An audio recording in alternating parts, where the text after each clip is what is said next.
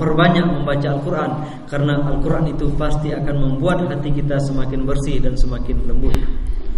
بعدنا نكتفي كذا نترك وقت الأسئلة يكفي هذا ربما 10 دقائق باقي 10 دقائق يعني نتكلم 10 دقائق في أسئلة ولا ما في أسئلة نعم بعد 10 دقائق يعني نتكلم أو ربما نفتح باب الأسئلة ثم إذا لم يسأل نفتح باب الأسئلة الآن. أيوة ثم إذا لم يسأل يعني لو تركنا الوقت الباقي للأسئلة لأن أنا ذكرت أهم حاجة أيوة. الإطالة ما في فائدة. ذكرنا الخلاصة الآن نكتفي بهذا ونبدأ الأسئلة. Nah, baiklah kata beliau, itu dia hal-hal penting yang ingin saya sampaikan. Berikutnya kita buka sesi tanya jawab. Jika ada yang mau bertanya kita persilakan. Karena takut nanti kalau kepanjangan juga jemaahnya kepanjangan, ngantuk segala macam kata beliau.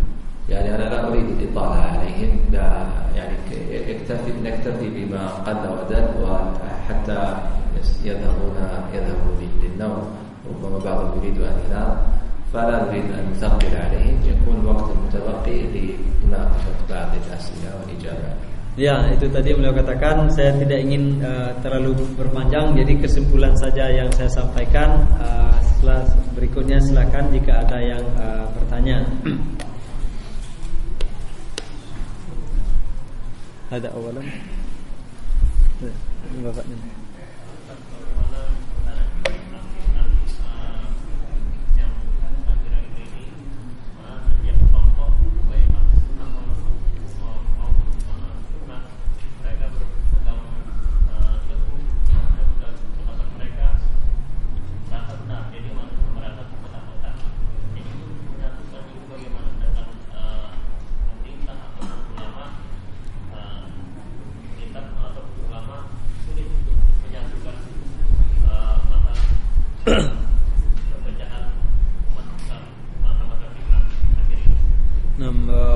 قال هناك مظاهر تشتت الأمة وافتراق فيما بيننا حتى بين أهل السنة والجماعة والعلماء علماؤنا ورجال الحكومة لم يستطيعوا أن يقضوا على هذه الظاهرة. ماذا يعني سبب التفرق يعني ما سبب التفرق؟ كل واحد يقلد ثم يتعصب ربما أستاذه والإمامه أو غير ذلك أو جماعته.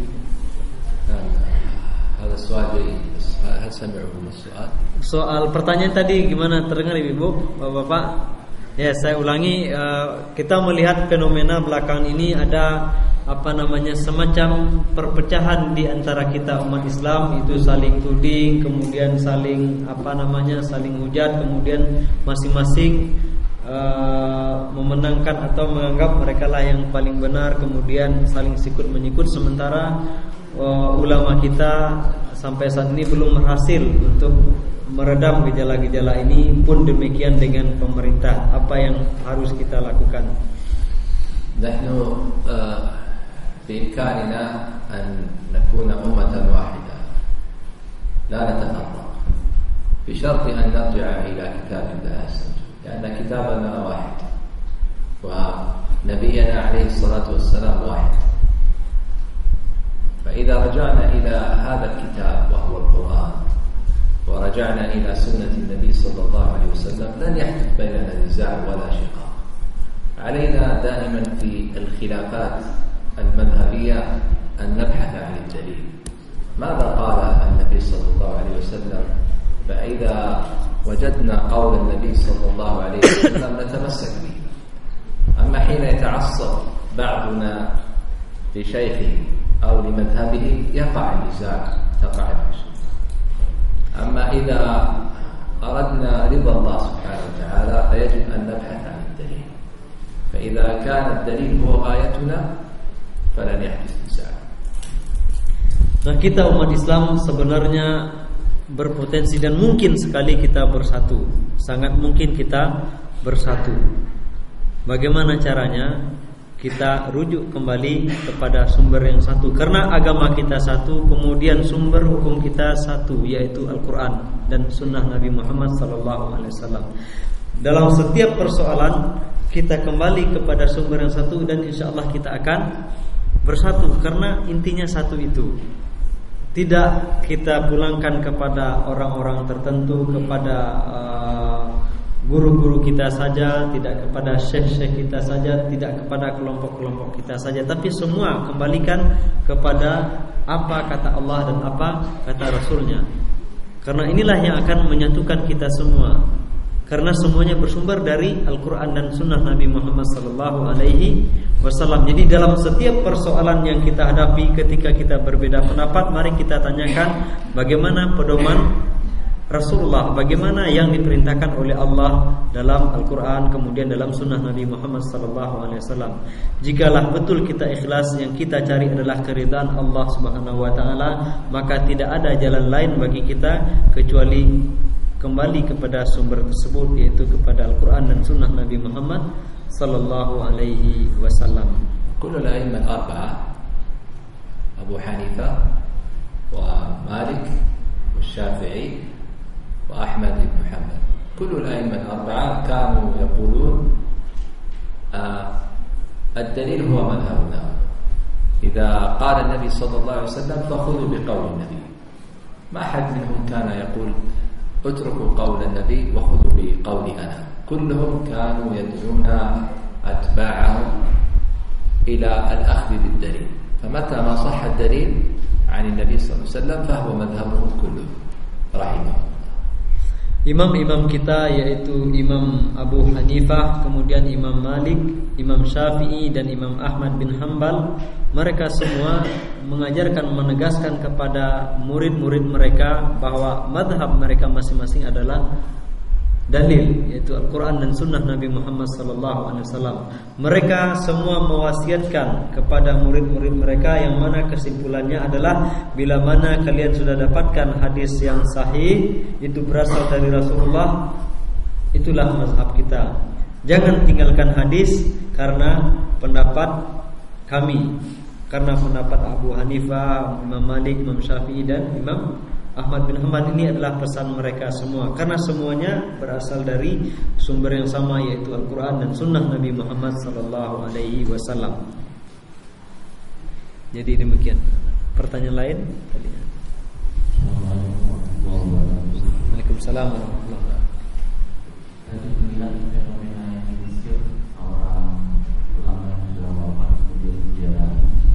Sebenarnya kalau di zaman Rasulullah itu berhal-hal seperti langka, bisa itu sebenarnya orang-orang soleh juga yang di zaman nabi-nabi sebelumnya yang tidak soleh dan selalu berurusan akhirnya membuat kesalahan.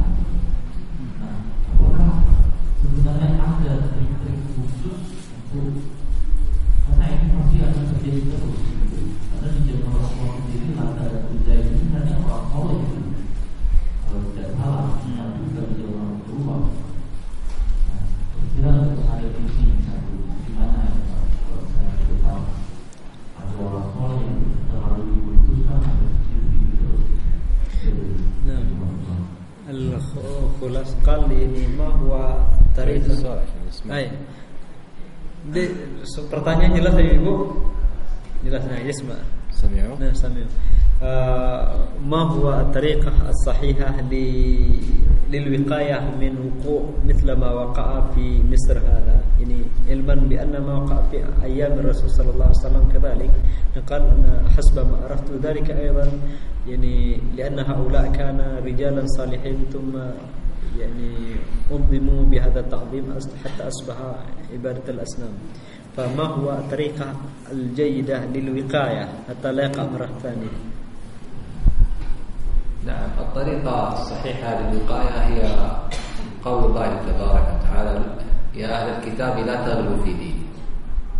فكما أن أهل الكتاب غلوا في دينهم وألهوا عبادهم صالحين وجعلوا من عيسى عليه الصلاة والسلام جعلوا منه إلها نتيجة الغلو، فنحن سنقع في نفس الخطأ إذا غلونا في الأئمة وفي الأولياء والصالحين. فلذلك ينبغي احترام الأولياء، لكن ليس تقديسهم وتعظيمهم حتى يصبحوا آلهة من دون الله. لا يجوز هذا، لأن لا يجوز أن نجعل النبي إلها، فكيف نجعل الولي إلها؟ وندعوه من دون الله. الغلو هو سبب المشكلة. إذا تركنا الغلو انتهت المشكلة ولن يكون هناك شرك بإذن الله. Jadi cara yang terbaik atau yang efektif untuk menghindari hal-hal semacam ini, fenomena tadi di mana kuburan menjadi tempat ritual ibadah, di mana dan tadi juga disebutkan di mana pada masa Rasulullah terjadi penyembahan terhadap berhala. Nah, cara terbaik untuk itu semua adalah tidak atau menjauhi sikap berlebih-lebihan dalam memuliakan seseorang dalam agama, terlebih lagi dalam memuliakan seseorang, karena itulah yang telah diperintahkan oleh Allah dalam ayat yang dibacakan tadi, wahai ahlul kitab, orang-orang ahlul kitab, janganlah kalian berlebih-lebihan dalam agama kalian. Yang dalam hal ini adalah memuliakan orang-orang soleh.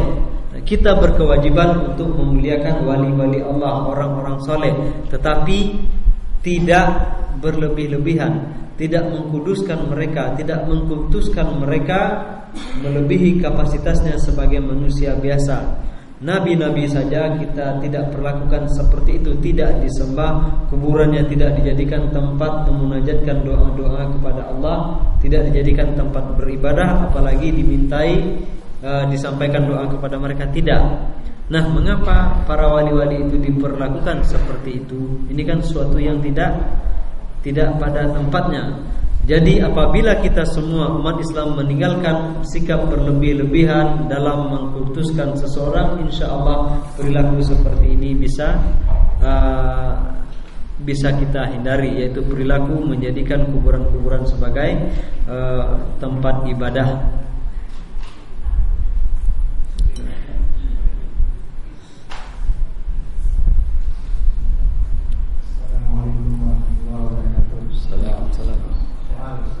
Ya. Apakah masih hidup ahli kitab pada saat sekarang ini? Seperti perkawinan antara agama, apakah ini dibolehkan? Terima kasih. Hal ahlul kitab Nasara wal Yahud al-mawjudun al-an ma zalu summiya bi ahlil kitab wal yajuzu zawaj minhum. أهل الكتاب اليهود والنصارى ولا زالوا موجودين حتى الآن، ويجوز الزواج من نسائهم من اليهودية أو النصرانية، لأن الله عز وجل يقول ونساءهم حل لكم ونساءهم حل لكم في سورة المائدة. لكن الأفضل هو ألا نتزوج منهم حتى لا يتأثر أولادنا فيما بعد ويصبحون ربما يهودا أو نصارى. الأمر مباح لكن ليس مستحبا. فكما أنك لا ينبغي لك أن تتزوج المرأة إذا كانت غير مستقيمة والأفضل أن تأخذ المستقيمة، فكذلك الأفضل أن تأخذ المسلمة ولا تأخذ الكتابية.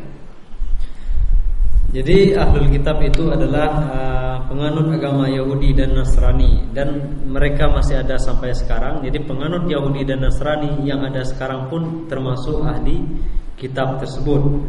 Nah, masalah menikah, maka laki-laki muslim dibolehkan menikah dengan wanita-wanita ahli kitab, karena itulah yang disampaikan oleh Allah dalam Al-Quran, dan dihalalkan untuk kalian yang bagian laki-laki wanita-wanita ahli kitab. Ini pada dasarnya boleh. Akan tetapi jika kita berbicara mana yang baik, maka sebaiknya jangan menikah dengan wanita-wanita ahli kitab tersebut. Mengapa? Ya supaya tidak memberikan dampak negatif kepada anak-anak kita kelak misalnya, atau mungkin kita sendiri.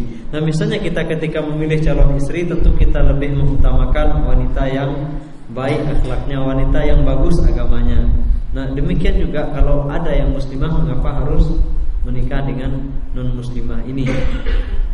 وبنات المسلمين كثيرات، يعني هن أولى من أن نتزوج أولادنا منهن، نترك بنات المسلمين ونذهب نأخذ بنات اليهود والنصارى وندع بناتنا، هذا لا ينبغي أن يكون. Nah, padahal kan anak-anak gadis atau anak-anak wanita muslimah itu nggak kurangnya kita banyak sekali. Jadi sangat tidak elok apabila yang banyak ini kita sia-siakan, kita biarkan, kemudian kita menikah dengan wanita ahli kitab.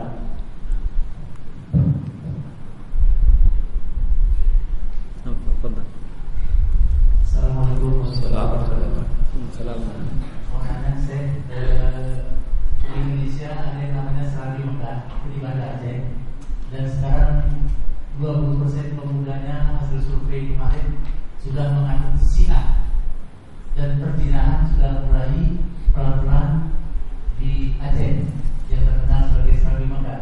Dan di Bandung 50% pemuda sudah melakukan zina secara bebas atas nama nikah mut'ah, dan pergerakan Syiah semakin hari semakin luar biasa memasuki instansi pemerintahan, bahkan sampai memasuki ke majelis ulama. Nah, yang ingin saya tanyakan, sejauh mana tindakan pemerintah Saudi untuk mengatasi Syiah, dan apakah seluruh Syiah kafir? Itu aja. Terima kasih. Assalamualaikum warahmatullahi wabarakatuh. هو يأتيكم معلومات أولا. قال هناك عندنا منطقة يسمى فناء مكة، يعني في أتشي فناء مكة. نعم، فناء مكة. فناء مكة. نعم، لأن قال لتحمسهم أو تمسكهم بالدين، يعتز بالإسلام. قال نحن كأنه قطعة من مكة كذا، ولكن المشكلة الآن تقريبا 20% من شبابهم تشيعوا ثم بل بدأ انتشر فيهم الزنا باسم نكاح متعة، وكذلك أي انتشر فيهم الزنا. نعم، وكذلك عندنا مدينة في جاوا غربية اسمها بندوم، 50% الشباب يزنون، ولكن يسمونه بنكاح المتعة. فإذا بدأ الشيء انتشر عندنا. ولكن السؤال ما هو موقف حكومة مملكة السعودية في مواجهة الشيعة كذا؟ الشيعة. نعم. ثم هل الشيعة؟ نعم، قال هو ماذا فعل حكومة السعودية تجاه الشيعة؟ ثم هل الشيعة كلهم كفار؟ طيب، جميل. يعني هو الحقيقة أن الجهود في مواجهة الشيعة وغير الشيعة هي جهود تنقسم إلى قسمين: جهود حكومية وجهود شعبية. الجهود الحكومية التي تبذلها سواء الحكومة السعودية أو غيرها هي تتلخص في إنشاء بعض القنوات الفضائية التي تحارب الشيعة وتبين أن مذهبهم وأن عقيدتهم باطلة. هذا يعني الموقف الإعلامي له تأثير كبير. كذلك نشر كتب السنة في أنحاء العالم الإسلامي، كذلك يعني إتاحة الفرصة للطلاب من أنحاء العالم الإسلامي أن يأتوا إلى السعودية ويتعلموا المذهب السني الصحيح، عقيدة أهل السنة، ثم يذهبوا وينتشروا في بلادهم. ومن ضمن ما يتعلمون هو التحذير من المذهب الشيعي الرافضي. هذه بعض الإجراءات. أما الموقف الشعبي وهو دور الشعب فلهم جهود كبيرة وطائلة في مواجهة الشيعة عبر الردود عليهم في الفضائيات وتأليف الكتب وتعليم الناس خطورة المذهب الرافضي والتصدي له.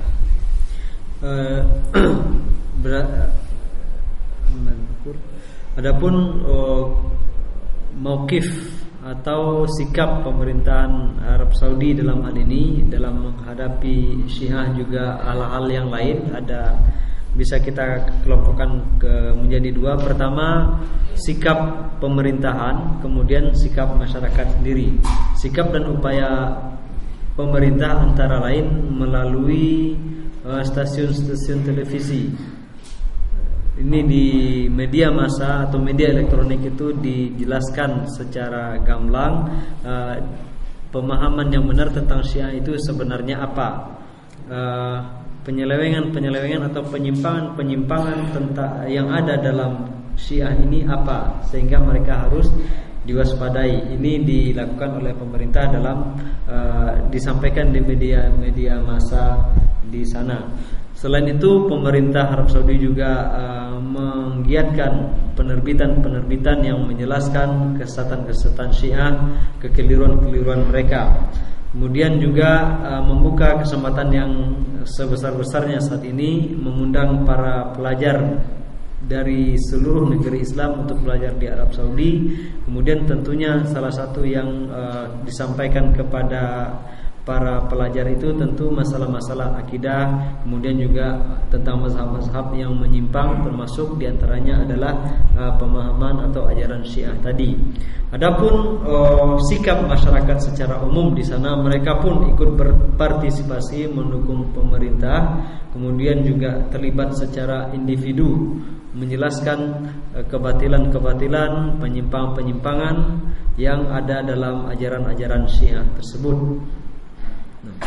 كذلك أنا أوصي أهل هذا البلد خاصة من العلماء والخطباء والدعاة وعامة الناس أن يتصدوا إلى الخطر الشيعي، لأن الشيعة الآن بدأت تنتشر في إندونيسيا وما كان فيها تشيع قبل سنوات، ولكن بدأ الآن ينتشر في إندونيسيا نتيجة التساهل معه.